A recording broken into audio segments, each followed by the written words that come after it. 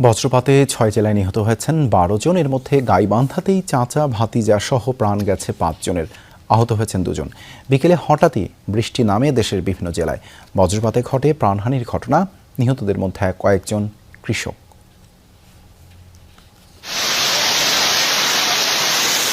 তীব্র গরমের পর দেশের বিভিন্ন জেলায় স্বস্তির বৃষ্টি, তবে এরই মধ্যে কয়েক জেলায় বজ্রপাতে ঘটল হতাহতের ঘটনা। গাইবান্ধার সুন্দরগঞ্জে বিকেলে বৃষ্টি নামে। এ সময় ধোপাডাঙ্গা গ্রামে একটি টিনের ছাপড়া ঘরে গরুসহ আশ্রয় নেন কয়েকজন। হঠাৎ বজ্রপাত হলে ঘটনাস্থলেই মৃত্যু হয় ফুয়াদ হাসান নামে এক যুবকের। আহতদের হাসপাতালে নেওয়া হলে মিজানুর রহমান ও রাফি নামে দুজনকে মৃত ঘোষণা করেন চিকিৎসক। সম্পর্কে তারা চাচা ভাতিজা। এছাড়া সাঘাটা ও ফুলছড়িতে প্রাণ গেছে আরও ২ জনের। বজ্রপাত শব্দ হয়েছে, আমি বাড়ি থেকে বাইরে বের হয়ে দেখি যে ওরা ৪ জন মানে চারদিকে পড়ে আছে। সেদের ওখানে দাঁড়াচ্ছে, ওখানে আরো একটা ছেলে মিজান বা ওই প্রতিবেশী ও ওখানে স্পটেই মারা গেছে বাবারে।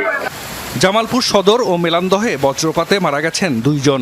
সিরাজগঞ্জেও মৃত্যু হয়েছে ২ জনের। পঞ্চগড়ের আটোয়ারী উপজেলার সোনাপাতিলা গ্রামে বজ্রাঘাতে প্রাণ গেছে এক চা শ্রমিকের, আহত হয়েছেন ২ জন। নাটোরের সিংড়ার চলনবিলে ধান কাটার সময় বজ্রপাতে নিহত হয়েছেন সম্রাট নামে এক শ্রমিক। বগুড়াতেও প্রাণ গেছে একজনের। রংপুরের বিভিন্ন এলাকায় ঝড় ও শিলাবৃষ্টিতে বেশ ক্ষয়ক্ষতি হয়েছে। উপড়ে পড়েছে গাছপালা। ঘরবাড়ির পাশাপাশি ক্ষতি হয়েছে বিভিন্ন ফসলেরও।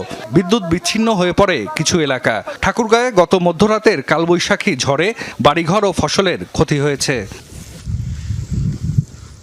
এদিকে সিলেট অঞ্চলে ভারী বৃষ্টি ও আগাম বন্যার পূর্বাভাস দিয়েছে আবহাওয়া অফিস। দ্রুত হাওরের ধান কাটার পরামর্শ দিয়েছে পানি উন্নয়ন বোর্ড। জাহিদ হাসান, যমুনা নিউজ।